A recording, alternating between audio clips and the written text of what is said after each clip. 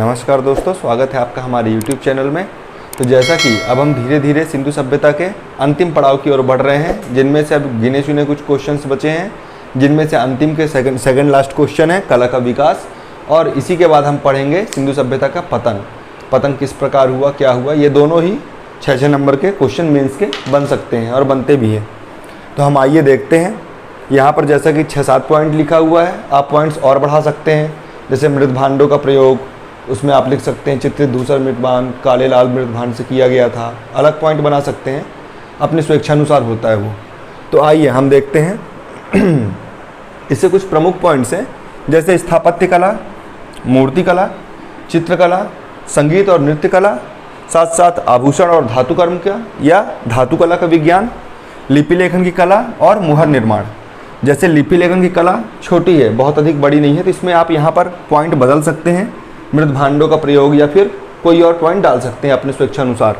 वरना 6 point enough है, mains के लिए 6 पॉइंट ही देना है। तो आइए चालू करते हैं हम अपने पहले पॉइंट से, स्थापत्य कला। जैसा कि हम सब जानते हैं कि सिंधु सभ्यता में बड़ी विशाल स्नानागार मिले हैं और बड़ा अन्नागार मिला है। जो कि सिंधु सभ्यता का सबसे बड़ी इमारत कौन सी थी? विशाल अन्नागार। और वहीं सबसे अधिक धार्मिक केंद्र कौन सी थी? विशाल स्नानागार। तो इनके परिमाप के बारे में जानते हैं। विशाल अन्नागार जो है वह 45.72 मीटर लंबा है और 22.86 मीटर चौड़ा है। कभी कभी ये किसी तार्किक क्वेश्चन में आ जाते हैं, कभी कभी किसी एग्ज़ाम से पूछे जा सकते हैं लोअर ग्रेड के। तो इसलिए मैंने इसके बारे में पूरे तरीके से लिखा है, क्योंकि अब धीरे धीरे पीएससी और एग्ज़ाम जो कंडक्ट कराती हैं वो सब अब डीपली क्वेश्चन पूछने लगे हैं। इसमें 27 खंड थे। इस तरह हम देख सकते हैं कि ये कितना विशाल रहा होगा उस टाइम पे। साथ साथ हम देखते हैं कि सार्वजनिक स्नानागार जो था सिंधु सभ्यता की प्रमुख धार्मिक इमारतों में से एक था या धार्मिक कला का केंद्र था। साथ साथ हम देखते हैं कि ये 39 फीट लंबा था, 23 फीट चौड़ा था और 8 फीट गहरा था, जैसा कि आज भी होता है, किसी स्विमिंग पूल या कुंड की तरह होता है। अब हम देखते हैं दुर्ग निर्माण की कला। हम जानते हैं कि यहाँ पर पूर्वी टीला और पश्चिमी टीला था। तो इस तरह हम देखते हैं कि दुर्ग निर्माण में भी काफ़ी हद तक जानकार थे। साथ साथ हम देखते हैं कि इसमें पकी हुई ईंटों का प्रयोग किया गया। इसमें आप जोड़ सकते हैं सड़क निर्माण की कला, इसमें आप जोड़ सकते हैं साथ साथ नालियों की कला, कि नाली किस तरह से बनाई गई थी, अत्याधुनिक तरीके से बनाई गई थी। तो इसमें काफ़ी पॉइंट्स से इसको आप बढ़ा सकते हैं। ये अपने आप में 3 नंबर का आ सकता है, या फिर ज़्यादा अगर पूछने वाला हुआ तो 6 नंबर में आ सकता है। आपकी तैयारी बहुत सॉलिड होगी, इसमें कोई बड़ी विशेष बात नहीं है। आइए हम देखते हैं हमारे सेकंड पॉइंट की ओर, मूर्ति कला। अब मूर्ति कला में बात यह है कि कई पॉइंट्स को आप एक दूसरे में जोड़कर भी लिख सकते हैं। जैसे अब पशुपति चित्रित मूर्तियाँ, मुहरे जो हैं, है ना, या फिर कांसे की नर्तकी, ये भी मूर्ति ही थी। तो मूर्ति कला में आप किसी भी पॉइंट को यहाँ वहाँ हेर फेर हो सकता है। बस याद ये रखना है कि इंपॉर्टेंट पॉइंट्स को आपको याद जरूर रखना है और इसे फैक्ट की तरह प्रयोग में लाना है, क्योंकि प्री के फैक्ट मिलकर ही मेंस के लिए अपनी आंसर राइटिंग तैयार करते हैं। बस भाषाओं की संयोजिकता होती है। तो आइए हम देखते हैं कि मूर्ति कला में मिट्टी, पत्थर और धातुओं की मूर्तियाँ प्राप्त हुई हैं। यहाँ पर अधिकांश मात्रा में हुई हैं, जिनमें से कई मूर्तियाँ पशु पक्षी और मानवों की प्राप्त हुई है। अर्थात उस टाइम पे इनका मूर्ति निर्माण की कला काफ़ी हद तक विकसित थी। अब हम देख सकते हैं कांसे की नर्तकी की मूर्ति। ये अपने आप में 3 नंबर क्वेश्चन हो सकता है।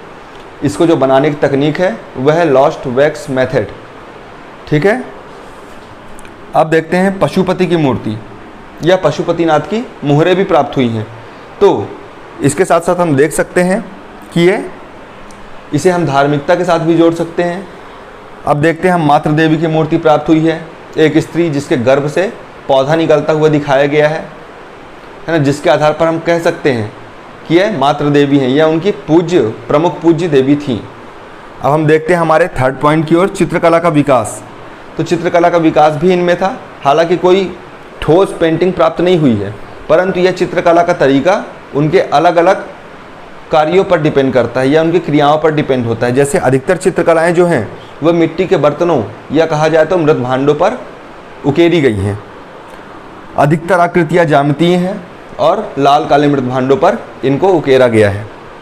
तो संगीत और नृत्य कला हमारा चौथा पॉइंट है, जिसमें हम देख सकते हैं कि कांसे की नर्तकी की मूर्ति प्राप्त हुई है हमें। तो हम देख सकते हैं जिस प्रकार मूर्ति पर कांसे की नर्तकी की प्राप्त हुई है मुद्रा, तो इससे हम अनुमान लगा सकते हैं या कई इतिहासकार अनुमान लगाते हैं कि उस टाइम पे संगीत कला का विकास था और नृत्य कला का विकास था। अब संगीत कला के बारे में ढोल, वीणा और मृदंग जैसी आकृतियाँ कई मृत भांडों पर प्राप्त हुई हैं और इसके कई सारे अवशेष प्राप्त हुए हैं, अर्थात यह संगीत में भी रुचि लेते थे। अब हम बढ़ते हैं हमारे पाँचवें पॉइंट की ओर, जो है आभूषण एवं धातु कला। आभूषणों के बारे में हम जानते हैं कि वह लाजवर्द मणि या फिर सोना और चांदी ऐसे आभूषणों का प्रयोग करते थे। साथ साथ मिट्टी के आभूषण भी कभी कभी पहनते थे। सीप, हाथी दांत, इन सब के आभूषणों का प्रयोग बड़े पैमाने पर किया जाता था। और अब हम धातु कला के बारे में बात करें तो हम जानते हैं कि वह मिश्र धातु निर्माण से भी परिचित थे। इसका मतलब है कि तांबे और टिन जैसे धातुओं से वह पहले ही पारंगत हो चुके थे। कांस्य युगीन, इसीलिए इसको कहा जाता है कांस्य युगीन सभ्यता, क्योंकि कांसे का बड़े पैमाने पर प्रयोग किया गया। अब हम आते हैं लिपि लेखन में। कुछ महत्वपूर्ण सभ्यताओं में, समकालीन सभ्यताओं में भी लिपि लेखन किया गया है, परंतु सिंधु घाटी सभ्यता की जो लिपि लेखन है या लिपियां हैं वह अपठनीय हैं अभी तक। अब हम बढ़ते हैं हमारे अंतिम पॉइंट की ओर, मुहर निर्माण। सिंधु सभ्यता में या सिंधु घाटी सभ्यता में जो पुरातत्व स्थल हैं उनकी खुदाई जब हुई तो हमें 3200 के करीब मोहरें प्राप्त हुई हैं, जिनमें से काफ़ी मोहरें सेलखड़ी की थी। और हम देखते हैं कि मोहरों का आकार आयताकार था, वर्गाकार था और वृत्ताकार था। तो हम इस तरह कह सकते हैं कि उन्हें ज्यामितीय आकृतियों के साथ साथ इन सब का भी पर्याप्त ज्ञान था। सेलखड़ी की मोहरें प्राप्त हुई हैं। सेलखड़ी की मोहरें 2.8 गुणे 2.8 के आकार की हुआ करती थी, लंबाई चौड़ाई की। और अधिकतर मोहरों में पशु पक्षी जीव जंतुओं की उपस्थिति प्राप्त हुई है, अर्थात ये लोग प्रकृति प्रेमी और पशु पक्षियों के भी प्रेमी थे। तो हम इसी के साथ अपना अगला वीडियो यहीं पर लाएंगे। देखते हैं सिंधु घाटी का पतन। तो दोस्तों अब हम सिंधु घाटी सभ्यता के अंतिम पॉइंट की ओर बढ़ते हैं, जो है इसके पतन के कारण। यह अपने आप में 6 नंबर का क्वेश्चन है और अपने आप में बहुत ही ज़्यादा पॉइंटेबल क्वेश्चन है, क्योंकि इसमें कई सारे इतिहासकारों के मतों के बारे में पूछा जा सकता है। यह मत अपने आप में एक प्री का फैक्ट है। याद रखिएगा, हर किसी इतिहासकार का मत अपने आप में एक क्वेश्चन भी है और एक प्री का फैक्ट भी है। जैसा कि हम देखते हैं मध्यकाल में कई सारे इतिहासकारों के कथन को ही एक क्वेश्चन का आधार बनाकर 6 नंबर और 15 नंबर के क्वेश्चन मेंस के लिए तैयार किए जा सकते हैं। तो हम बढ़ते हैं हड़प्पा सभ्यता के पतन की ओर। इसमें विभिन्न इतिहासकारों के बहुत सारे मत प्रचलित हैं, मगर इसके निष्कर्षता रूप में अपन यही कहेंगे और शुरुआत भी यही करेंगे कि पतन के कारण एक ना होकर सभी प्रभावों का सम्मिलित मिश्रण था। तो हम पहले पॉइंट की ओर बढ़ते हैं, जैसे कि लिखा है बाढ़, जलवायु परिवर्तन दूसरा पॉइंट, तीसरे में महामारी को देखते हैं, चौथे में आर्यों का आक्रमण देखते हैं और पांचवें में बाहरी आक्रमण को देखते हैं। अब हम पॉइंट्स की ओर धीरे धीरे इन पे चलेंगे और चर्चा करेंगे। तो हम देखते हैं कि SR राव, मार्शल और मैके जैसे इतिहासकारों ने इसके प्रमुख पतन के कारणों में बाढ़ को माना है। इनका कथन था कि उत्खनन में सिंधु सभ्यता के वर्तमान तल से 21 मीटर तक ऊंची रेत की और मिट्टी की परतें पाई गई हैं, जिससे कहा जा सकता है कि सिंधु घाटी सभ्यता हर वर्ष बाढ़ से प्रभावित होती थी, जिससे कारण इनका पलायन हो गया, यह सभ्यता बर्बाद हो गई। अब हम देखते हैं हमारा सेकंड पॉइंट, जलवायु परिवर्तन, जिसमें अम्लानंद घोष या ए घोष के द्वारा कहा गया है कि वर्षा न होना या इसका प्रमुख कारण था कि जिस प्रकार वृक्षों की कटाई हो रही थी, तो धीरे धीरे उसके साथ साथ मिट्टियों में उर्वरता की कमी भी देखी गई, तो जिससे कारण जलवायु में परिवर्तन हुआ और फलस्वरूप सिंधु घाटी सभ्यता के निवासी और इसके लोग पलायन करने लगे। अब हम बढ़ते हैं हमारे तीसरे पॉइंट की ओर, जो है महामारी। इसमें कहा गया है, UR कैनेडी नाम के एक इतिहासकार के द्वारा कहा गया है कि सिंधु घाटी सभ्यता के लोगों का पतन जो था उसका प्रमुख कारण महामारी था। देख सकते हैं जिस प्रकार कहा गया है बाकी इतिहासकारों के द्वारा कि बाढ़ लगातार यहाँ पर आती थी। हो सकता है लगातार वर्षा और बाढ़ के प्रभाव के कारण वहाँ पर संक्रामक बीमारियों का प्रकोप हो गया हो और जिससे कारण मलेरिया जैसे बीमारियाँ वहाँ पर फैल गई हों और लोग काफ़ी हद तक मृत्यु को प्राप्त हो गए हों। और इसी के कारण कहा जा सकता है कि पतन के कारण UR कैनेडी के द्वारा महामारी को घोषित किया गया। अब हम फोर्थ पॉइंट की ओर बढ़ते हैं, जो है आर्यों का आक्रमण। तो ये दो मत जो हैं ये सर्वाधिक प्रचलित मत हैं, परंतु संयुक्त रूप से सभी मतों को मान्य किया जाता है। तो आर्यों के आक्रमण में व्हीलर और गार्डन चाइल्ड जैसे इतिहासकारों ने कहा है कि आर्यों के आक्रमण के द्वारा ही सिंधु घाटी सभ्यता के लोगों का या सिंधु घाटी सभ्यता का पतन हुआ है।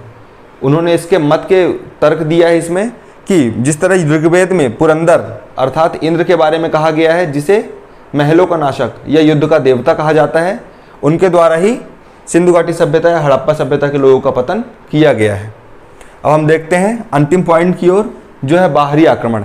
इसके बारे में व्हीलर का मत है कि आर्यों के आक्रमण के कारण ही सिंधु घाटी सभ्यता का पतन हुआ है, अर्थात आर्यों के आगमन और आर्यों के आक्रमण के कारण ही सिंधु घाटी सभ्यता का पतन हुआ है। इसके तर्क के बारे में व्हीलर क्या बोलते हैं, तो इसके बारे में व्हीलर का कथन है क्योंकि सिंधु घाटी सभ्यता के लोग शांतिप्रिय थे, साथ साथ ये लोहे के बारे में प्रयोग नहीं जानते थे और यहाँ पर से बड़ी मात्रा में हथियार भी प्राप्त नहीं हुए हैं। इसलिए यह कहा जा सकता है कि सिंधु घाटी सभ्यता के लोग शांतिप्रिय थे और यही उनके पतन का मुख्य कारण हुआ कि आर्यों के आगमन के कारण ये अपना बचाव नहीं कर सके। इसके कारण संभवतः यह विनाश की ओर अग्रसर हो गए। अतः इस तरह हम देखते हैं कि सिंधु घाटी सभ्यता का प्रमुख पॉइंट जो है पतन के कारण यह संपन्न होता है और इसके निष्कर्षतः हम कह सकते हैं कि सिंधु घाटी सभ्यता का जो पतन था वह किसी एक पॉइंट में ना होकर सभी पॉइंट्स का अर्थात सभी प्रभावों का मिश्रण रूप था और इन कारणों से सिंधु घाटी सभ्यता का पतन हुआ। तो दोस्तों, इसी के साथ हम देखते हैं कि हमारी सिंधु घाटी सभ्यता समाप्त होती है। अगले वीडियोस में हम वैदिक सभ्यता के बारे में पढ़ेंगे और इनके बारे में चर्चा करेंगे। तो तब तक के लिए नमस्कार।